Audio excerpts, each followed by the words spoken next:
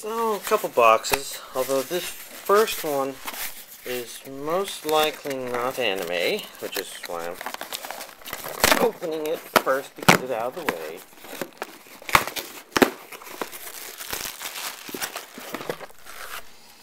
Let's see.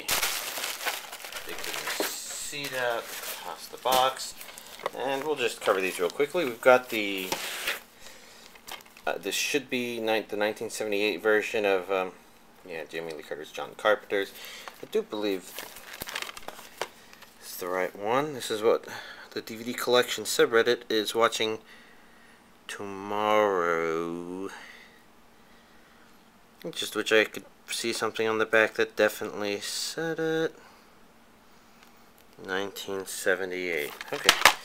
And then we've got the Everything is Illuminated, sorry. And this one is what the DVD collection subreddit is going to watch on its movie party on Sunday. So there we go. I'm all prepared in that regard. And now, more interesting components. Well, interesting to me. Although those other ones are kind of noteworthy in their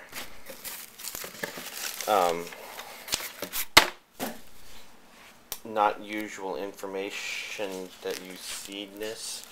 So first off, we got the reason that Fafner probably came out on DVD Blu-ray, the series, and that's because we got the movie here, Heaven and Earth, which is a Blu-ray DVD combo pack. And Funimation does love looking for excuses to release stuff on Blu-ray. Especially, well, re-releasing stuff on Blu-ray that had previously only been released on DVD. This is why, you know, because the Japanese have a Blu-ray version of Paranoia Agent that came out in 2011, I think it's probably reasonable to assume that Funimation, who's been releasing a lot of Geneon stuff, will probably be working on releasing that. So we've got red and blue, and the blue is Blu-ray, as usual. And there we go. And I will probably keep it in that sleeve. You know, I forgot to tie this down. There we go. Next up, we've got the next volume of One Piece, Season 4, Voyage 2. And I am looking forward to seeing it. Probably a bit more interested in Shippuden, since Shippuden is in the interesting part of its storytelling at the moment. But at any moment, I'm expecting One Piece to continue being interesting and entertaining. So I'm looking forward to seeing what happens next. Nothing exciting inside it, so it's usually the stuff outside the box that's the most interesting, of course. I guess actually we'll do that. Let's see, let's do this next. I do believe this is Sea Control. Hey, look, it's Sea Control. That's a rather strange outfit that she's wearing. I don't understand. Part of understanding stuff like that is watching the series in question, right? Could be interesting, could be bad. I don't know. I won't know until I watch it.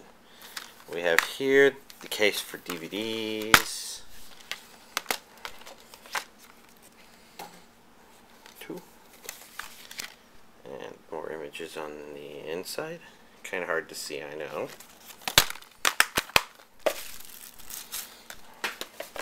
And then this one is the Blu-ray half.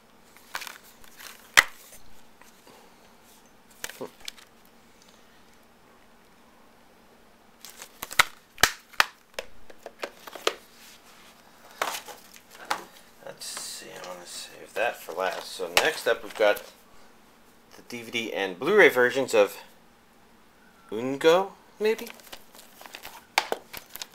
This DVD version feels heavier. I assume that's because it's a 3-disc version. It is dubbed... Oh, of course. Who was it that mentioned it? I think... Yeah. One of my subscribers mentioned that if Sentai releases it on Blu-ray, they dub it. And here we go. Ungo is released on Blu-ray, and there's a dub. So let's look at the differences on the inside. We've got 2 discs here.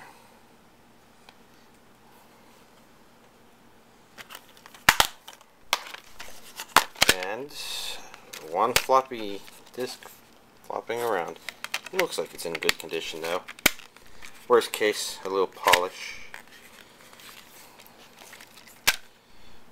That is a new image. That is a new image. And the last thing in that box, and probably the most important in my opinion. I mean, as important as One Piece is, One Piece doesn't get important until it gets to the right moment, but Hellsing Ultimate now. Here we got our DVD Blu-ray release. Maybe intentionally pushed to now so that it comes out today, the day before Halloween.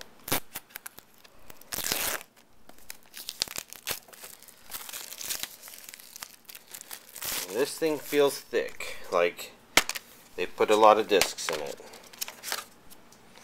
There's a Ceres Victoria and Sir Integra Wingate's Hellsing.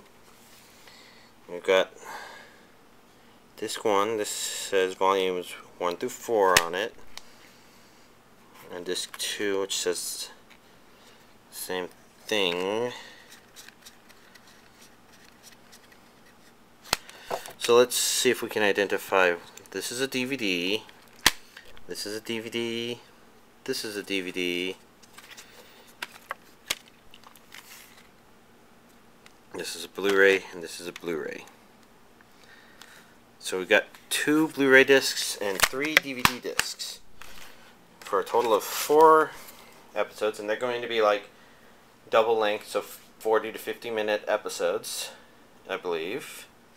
And this says there's a ton of extras, so it should be interesting to poke around. And I do believe it's either next month or the month after that we're finally getting the US release of additional episodes after this. It would be 5 through 8 after that. And then the only question remaining would be when 9 and 10 are coming out. Now 10 I don't think has aired in Japan yet, or is about to, but now you may think that is everything, but there is one last thing that showed up. And that's the Durarara US Blu-ray lunchbox release. So, you know, this was on the bottom of it, where this Celti, I think was her name, the Celti helmet is. And I've left this padding in because it keeps things nice and padded, and could not get the Blu-rays out. No, I'm kidding, I got them out no problem. I'm just having trouble doing it now. Got a very nice looking set. Although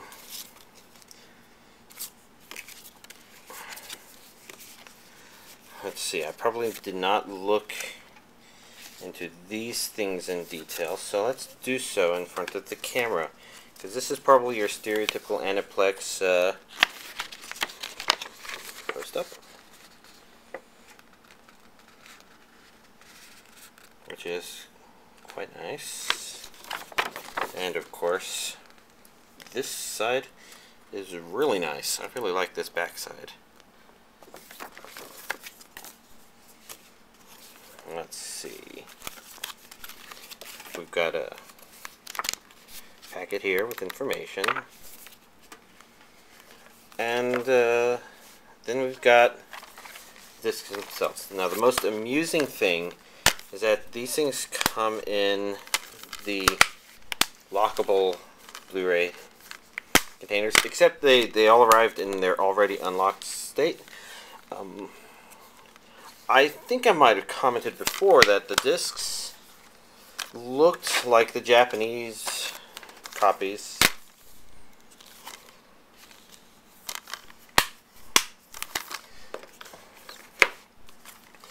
And once I finish showing these, I will talk a bit about that.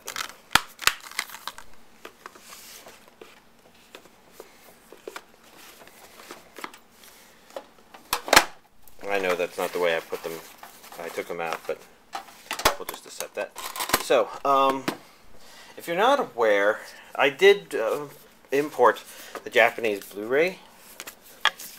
Okay, so there's some parts of this artwork that are just quite nice. So, the reason I bring up the fact that I imported this is because, you know, we had a total of 9 discs. It turns out that discs 1 through 5, which contain the series itself, all the episodes, those were actually just repackaged and put in here. They both have the same selection of choosing either Japanese or English as soon as the disc is fired up, and then the anime starts up. And that's worth mentioning because it means that these are essentially discs meant for a Japanese audience, and there's one little thing they overlooked, and that's the subtitles explaining on-screen text. You know, the things we're used to seeing in pretty much every domestic DVD Blu-ray release. That's a deal breaker for you. You may want to consider holding off to see if something else happens for, I don't know how many years you'd have to wait. But, you know, and I've known people for which that's a deal breaker. The Melancholy of Haruhi Suzumiya Blu-rays having the same issue, and I think the Lucky Star one's having the same issue as well. You know, those are make or break deals for people. Might be it for you here. If you're curious what was not included, Disc 6 had a bunch of extra stuff in it, which looked like it was a bunch of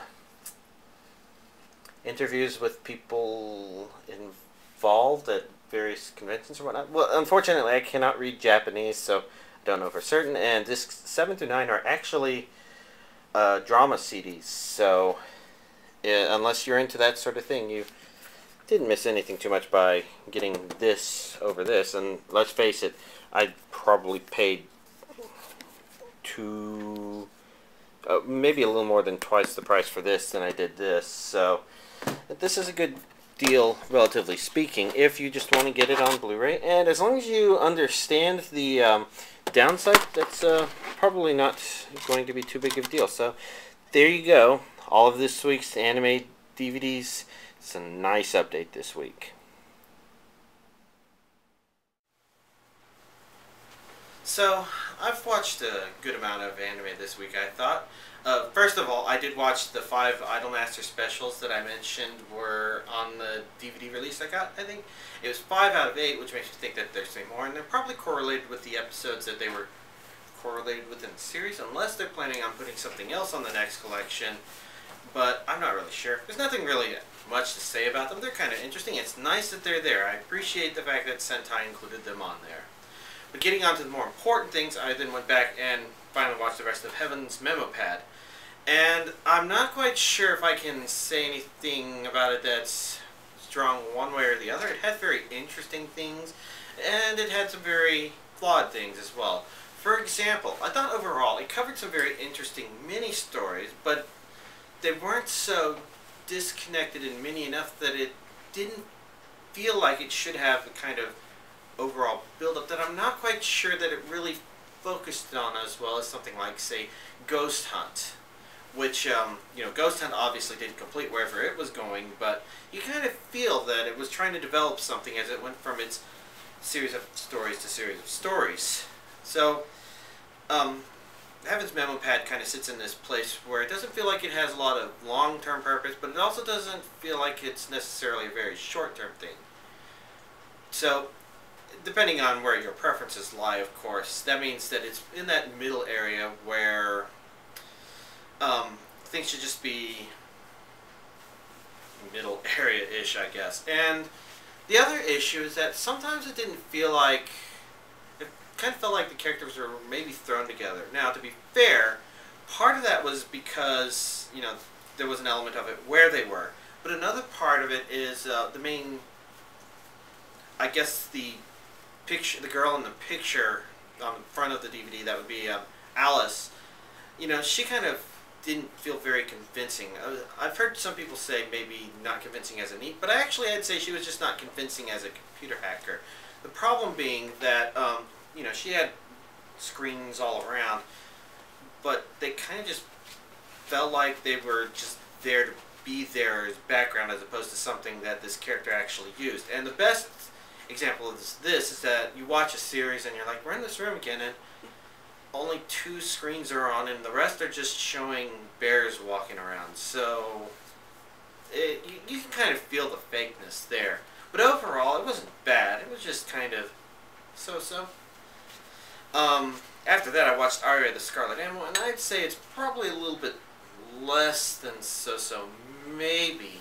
The issue with that one being that it kind of felt like it had a lot of neat ideas, but never quite had an idea of just a focus on what the series should be about. And that's kind of similar to what Heaven's Memo Pad did, I guess, except that Aria is kind of a little worse than that, I would say. I mean, there were still very interesting ideas in there. It's just, I don't know, random. That said, I'm really glad I watched that before I watched Mayo Chiki, because it turns out, well, first of all, Mayo Chiki itself, you can kind of feel that they had this theme going on that was kind of, you know, they came up with an idea in that, and they made that a thing that happened, as opposed to Aria, where it just kind of seemed like we should care that it's there, or we should not care, kind of.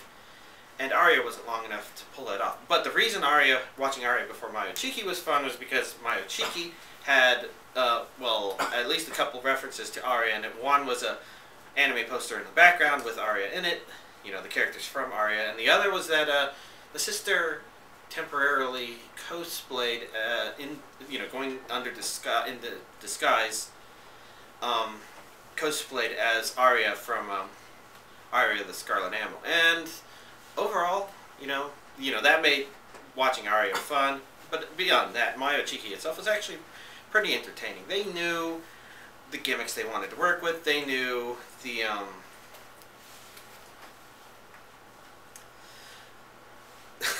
they knew the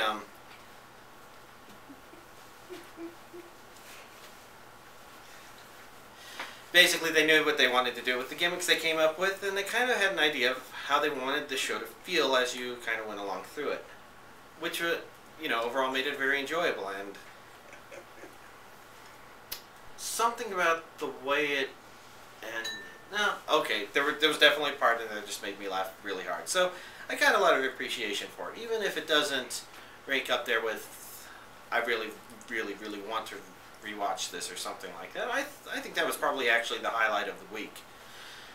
Now, the last thing on this list is, I finished Mayo Chiki last night. It was just the last disc I watched, so it's like, what else do I had watching last night? And I decided to tackle another hentai from the list. This time, Hooligan, because for whatever reason it came up in conversations. And I guess I can't say much about it. It was quite funny, but definitely funny in a way that you would maybe expect a porn that's trying to be funny, except this is a hentai. Sort of along the lines of Lemon Stealing Whores, maybe, but I've not actually seen any actual porn beginning to end, so I can't really compare. In this case, it was just Hooligan, and they came up with a silly concept and had random stuff where it just kept resulting in scene after scene after scene. And this one, yeah, I thought it was amusing. So, I guess that would be about it. This next week could be very interesting. There's a lot of stuff that came out this week that I would like to. So, I guess I'll just see y'all next week.